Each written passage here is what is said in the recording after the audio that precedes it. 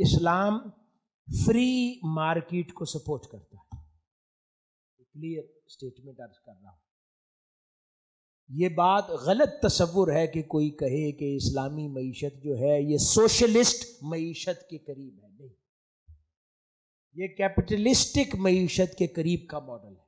Free market کی product ہے اسلام، اور فری مارکیٹ کو اور نیچرل پرائس میکنزم کو سپورٹ کرتا ہے اسلام.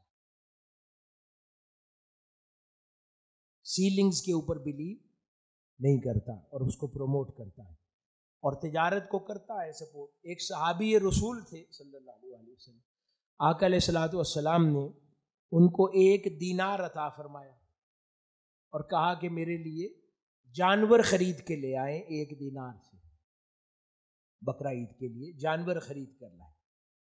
وہ صحابی، اس کو آقا علیہ الصلوۃ والسلام کے دیے ہوئے کی قدر تھی. اس نے کہا کہ حضور نے 1 دینار دیا ہے. اب ایک طریقہ تو یہ تھا جا کے اچھا سا وہ اس دینار کا جانور لے آتا اور حضور کے حوالے کر دیتا. وہ گیا، اس نے بازار سے سستے 2 جانور ڈھونڈے، 1 دینار کے 2 خریدے، اور پھر ان میں سے ایک جو تھا اس کو پورے 1 دینار کا پھر بیچ دیا بازار میں.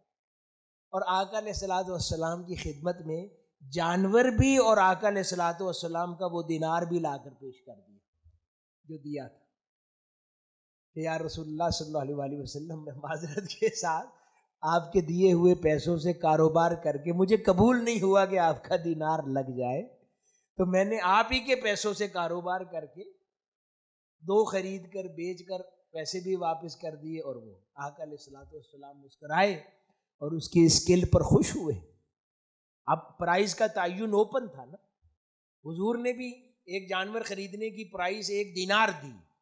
اب وہ مارکیٹ اوپن تھی فار پرائز، وہ آدھے کے 2 لایا اور پھر ڈبل پرائز پہ بیچ دیا. اس کا مطلب ہے کہ پرائز میں فکسیشن نہیں ہے انلیس کہ ایکسپلائٹیشن کی سطح پر پہنچ جائے، یعنی ظلم ہونے لگ جائے تو اس کے اوپر اسلام مداخلت کرتا ہے.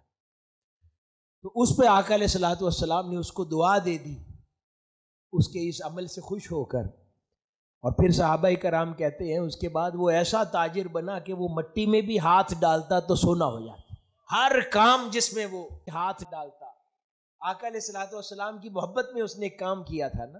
اب وہ جو کام جس شے میں ہاتھ ڈالتا اللہ پاک اس پر برکتوں کے دروازے کھولتا چلا جاتا.